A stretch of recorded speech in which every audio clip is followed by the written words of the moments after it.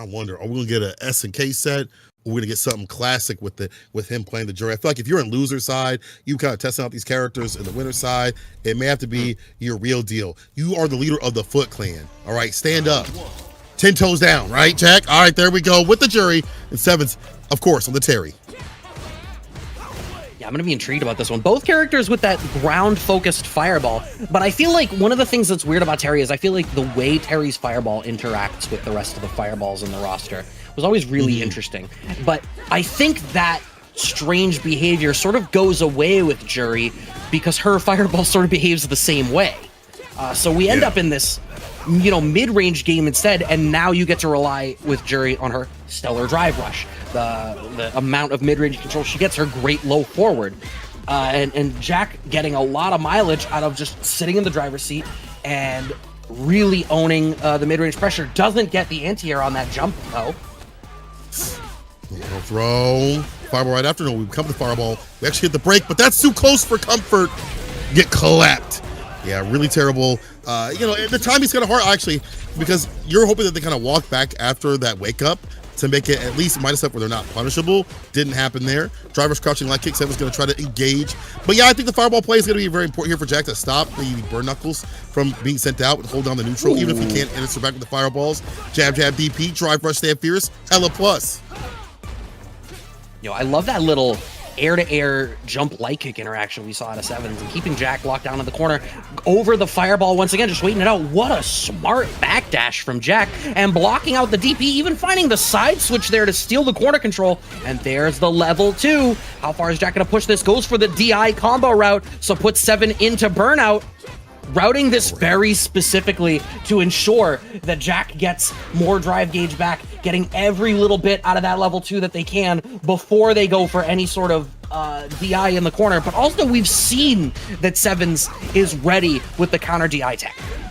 Yeah, nice up the corner. Did he block it out? Clipped. Yes, he did. Even better. Help parry much far as possible. JAK and I had to expend every bit of that drive gauge, just enough to get the kill.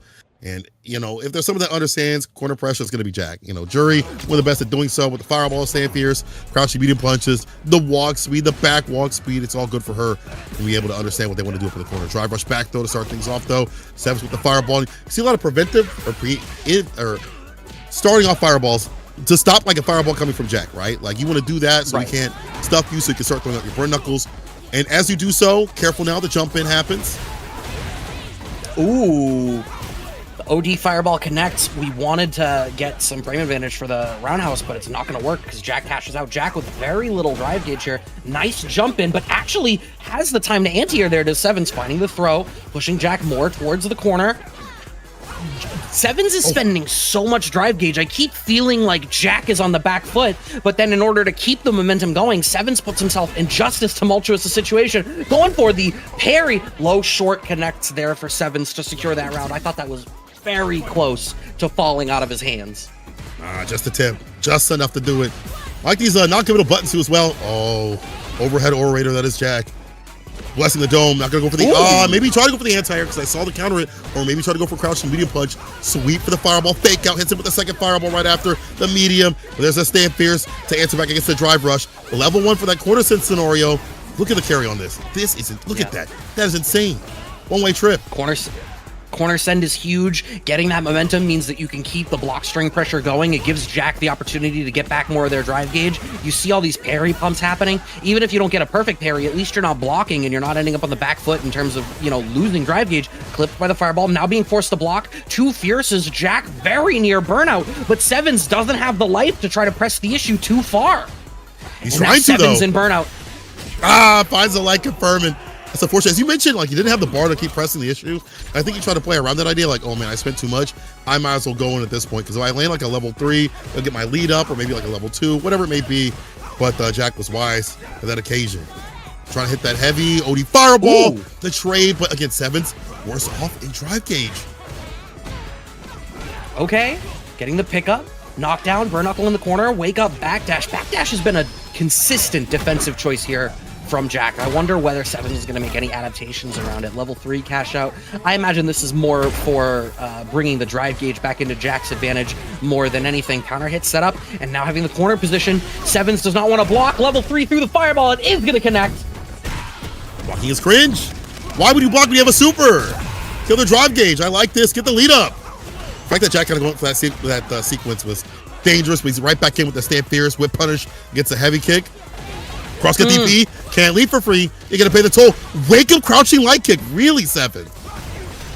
That's been a kind of a consistent choice. Okay, and now with JAK and Burnout, yeah, Burn Knuckle connects the extra plus frames that you get from JAK being in Burnout in that spot, put Sevens in a stellar position with corner control. The fact that you lived on the side swap DP, but you kept corner control, makes that a completely worthwhile transaction for you. 100%.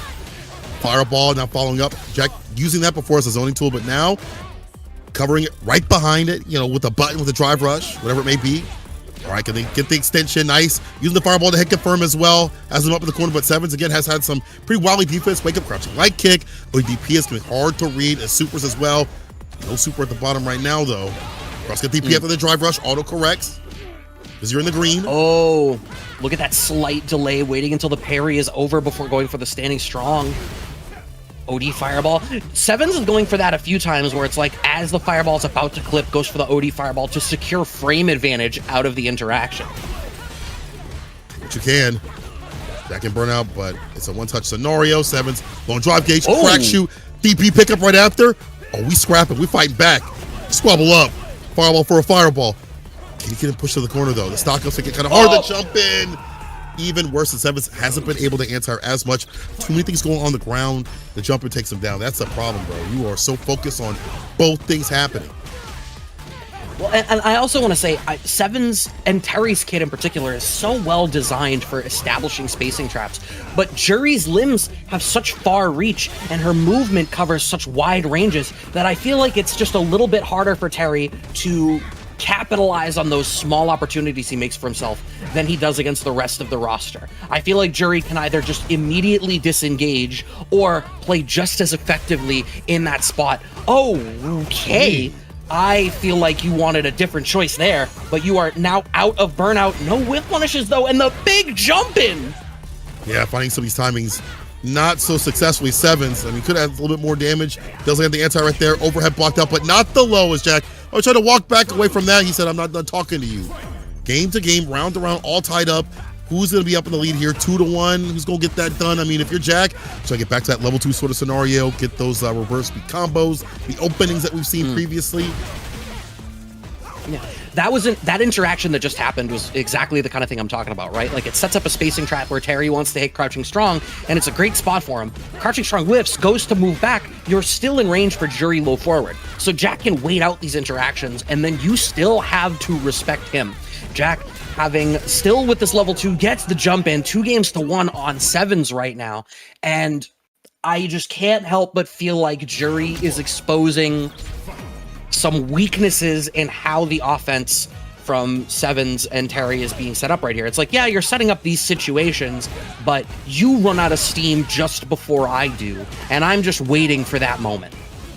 There's some buttons that have been improved that I think could work in the mid-range, but I think also the way that JAK's playing is making it very difficult for those moments to happen. Not a back throw, gonna get opened up with a medium this time. Same medium again, he's getting in with the fireball to lock him down. It's moments like that, right, which are dissuading Sevens from waking up with like a button. He has to go for like an ODP, offensive drive reversal up in the corner. Not where you want to be, it's his character. Again, another drive rush in a DP to catch the cross up and gain more damage and advantage in health. Lead up. All right. Pressing the issue, moving forward, having a pretty hearty drive gauge advantage, but surrendering so much real estate on the screen. Plus frames, but the drive parry out of JAK. I mean, life lead, drive gauge coming back, bar on the table. One more touch would be the round here for JAK. Yeah, how far are we going to be able to catch this one out? No. Thanks, everybody, for bearing with that break. We unfortunately missed the tail end of JAK versus Sevens, but we can report that that was a 3-1 in JAK's favor, moving on to our losers semifinals. Once again, if you are just joining us, this is Capcom Pro Tour World Warrior Midwest, the first one for the year. I am Brad Muse, and I am joining St. Coley here to bring us through the action with only a few matches left. Yeah, only a few to go down to see who's going to take the very first warrior. Obviously, Port's going to get solidified, so you want to have an early and big lead and big start. But as we mentioned, there have been some blowups that have happened even before the top 8, in the top 8, and I expect maybe some more to come as JAK is on the loser side, have to fight his way out. We have a Honda and a JP like season 1 has occurred again in the winner's side. We haven't got to that just yet. We have to go to Mia versus Calibri. It's going to be Ryu and whatever Mia feels like picking on the day. I like seeing players pick a multitude of characters. We see Lashard doing that. We see the likes of Meta RD doing that. I think having a good roster of characters has its pluses and minuses. Obviously, the plus is you can fit to any matchup, whether it be player to player, character to character. But the minus is how you keep up all those characters at a high level. For Lashard, it took him a little bit to get to that point, and obviously he did at 2 tournaments. For Mia, we're seeing her work out here with Sim. She's got the Lily, she's got the Mai, of course. Hell, she might even pull out Marisa for whatever reason. She can play whatever.